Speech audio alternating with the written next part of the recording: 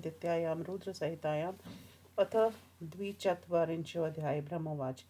श्रीब्रह्मोष प्रजेशन् सदैव मुनिना च व्यय अनुनीत शम्भुरासीत् प्रसन्ना परमेश्वरा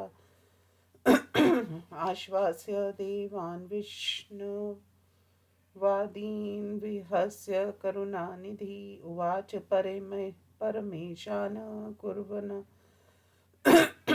परमनुग्रहं। श्रीमहादेव उवाच। शृणुतं सावधानेन मम वाक्यं सुरोत्तमो यथार्थं वच्मवातात्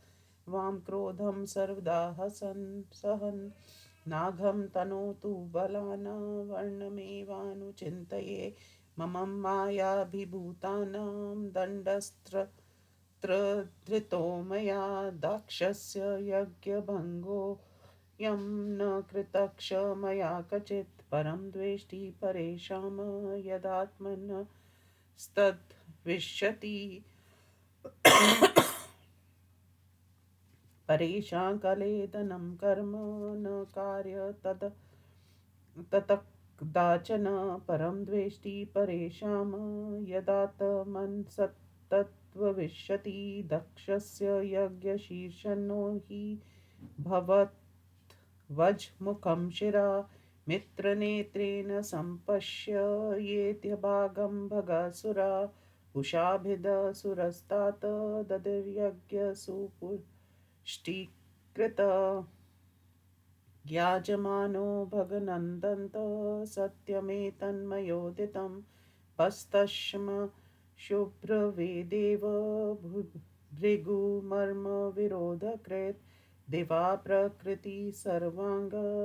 ये म उच्छेदनं ददु बाहुभयाम शिवनो पूषणो हस्ताभ्यां कृतवाहका भवन्तर्वय वश्चान्य भवत्प्रीत्या मयोदितं ब्रह्मवाच।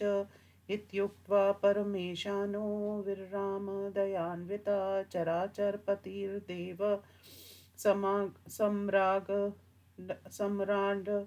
वेदानुसारकृत तदा सर्वे सुराध्यास्ते श्रुत्वा शङ्करभाषितं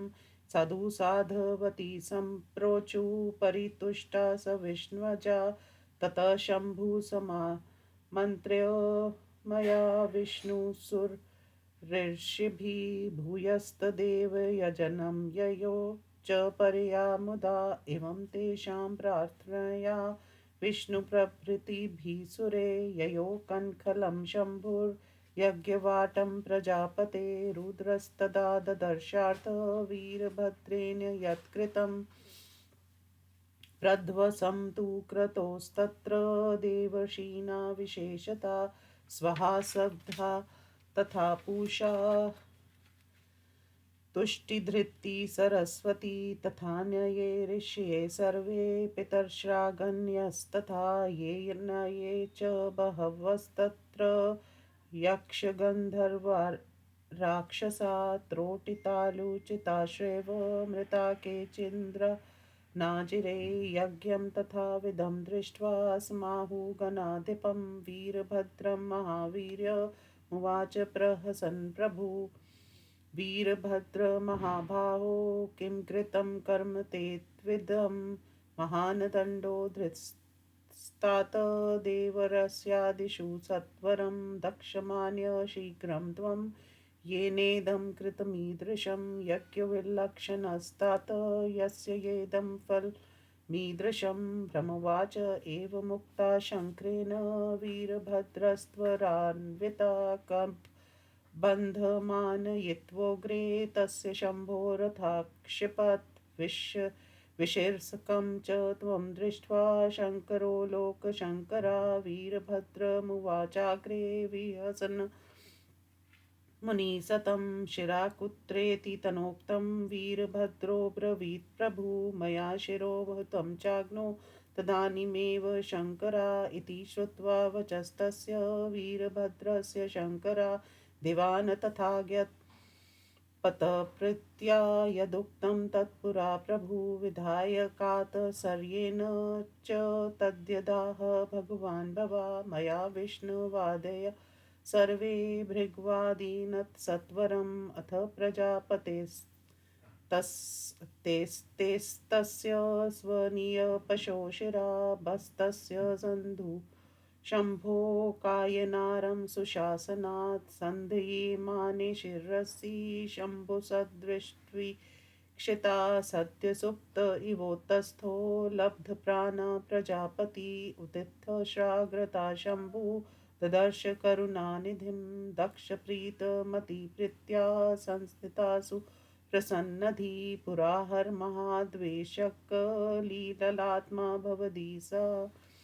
शिवावलोकनात्सद्य शरचन्द्र इवामला भवं स्तोतुमनासोऽथ नाशकन्नोदनुरागता उत्कण्ठा विकलत्वा च सम्परेता सुतां स्मरन् अथ दक्ष प्रसन्नात्मा शिवं लज्जा समन्विता तुष्टाव प्रणतो भूत्वा शङ्करं लोकशङ्करं दक्षुवाच नमामि देवं वर्धयम् वरनेयं महेश्वरं ज्ञाननिधि सनातनं नमामि देवाधिपतीक्षरं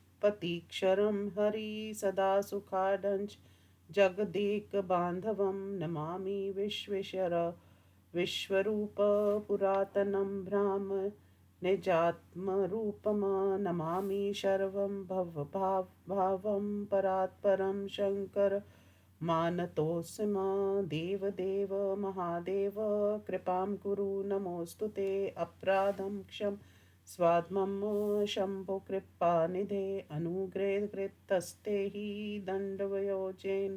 शङ्करा खलोऽहं मूढधीर्देव ज्ञातं तत्त्वमया न ते अद्य ज्ञातं मया तत्त्वं सर्वरोपरि भवान्मता विष्णुब्रह्मादिभिः सेव्यो देववेद्यो महेश्वरा साधुना कल्पवृक्षस्त्वं तुष्टानादण्ड्रिक सदा स्वतन्त्र परमात्मा हि भक्ताभीष्टवरप्रदा विद्यातपोवृद्धरान् सृज प्रथमद्विजान आत्मतत्त्वं स्मावेतु मुख्यतः परमेश्वरा सर्वपद्यच पाल्यता गोपतिस्तु पशुनिवा गृहीतदण्डो दुष्टानं मर्यादा परिपालका मया दुरुक्तविशिखे प्रविदा परमेश्वरा अम्रान् तिदिदानाशान् मदनुग्रहकारका स भवान् भगवाञ्च शम्भो दीनबन्धो परात्परा स्वकृतेन महार्येण सन्तुष्टो भक्तवत्सला ब्रह्मवाच इति स्तुत्वा महेशानं शङ्करं लोकशङ्करं प्रजापतिर्विनीतात्मा विराम महाप्रभुम् अथ विष्णु प्रसन्नात्मा तुष्टाव वृषभध्वजं बाष्पग्द्वद्दयावान्या सुप्रणम्य कृताञ्जलि विष्णुरुवाच महादेव महेशान लोकानुग्रहकारका परब्रह्मा परात्मास्त्वं दीनबन्धो दयानिधे सर्वव्यापी स्वैर्वर्ती वेदवेद्यशा प्रभो अनुग्रहकृतस्तेन कृताक्षासु कृता वयं दक्षयं भक्तसत्त्वां यनिनिन्दं खलापुरा तत्क्षन् त्वयं महेशाद्य निर्विकारो यतो भवान् कृतो मया पराधोऽपि त्वशङ्करमूढता त्वदृणेन कृतं युद्धं वीरभद्रेण पक्षता त्वं मे स्वामी परब्रह्मा दासोऽहं ते सदाशिवा पोषयापि सदा ते हि सर्वेषां त्वं पिता यत ब्रह्मवाच देवदेव महादेव करुणासागर प्रभो स्वतन्त्र परमात्मा त्वं परमेश्योऽद्यो व्ययया मम पुत्रो परिकृतो दयानुग्रह ईश्वरा स्वापमानं न गण्य त्वं दक्षयज्ञं समुद्रा प्रसन्नो भव देवेश सर्वशाप निराकुरु सबोध प्रेर कस्त्वं मे त्वमेव विनिवारका इति स्तुत्वा महेशानं परमं च महामुने कृताञ्जलिपुटो भूत्वा विनम्रीकृतमस्तका अथ शक्रादयो देवा लोकपाला सुचेतसा तुष्टवु शङ्करं देवं प्रसन्मुखपङ्कजं तथा प्रसन्नमनसा सर्वे मनसा सर्वे देवास्तथा परे स्विद्वर्ष्य प्रजेशाक्ष तुष्टुवु शङ्करं मुदा तथोपदेव नागाक्ष